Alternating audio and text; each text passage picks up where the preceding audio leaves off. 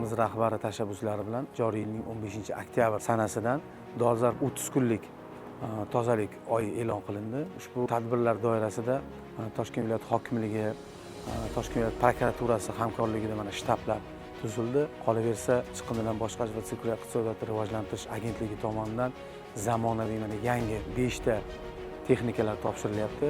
Texnikalarni topshirishdan maqsad aholiga sifatli sanitar tozalash xizmatlarini ko'rsatish, aholi kayfiyatini ko'tarish, ushbu sohani yangi pog'onalarga olib chiqish maqsad qilib ko'rsatilgan. Sentyabr oyida Toshkent viloyatiga 15 ta zamonaviy yangi chiqindi tashish texnikalarini topshirgan bo'lsak, mana bugun yana qo'shimcha 5 ta yangi zamonaviy chiqindi tashish texnikalarini topshiryapmiz.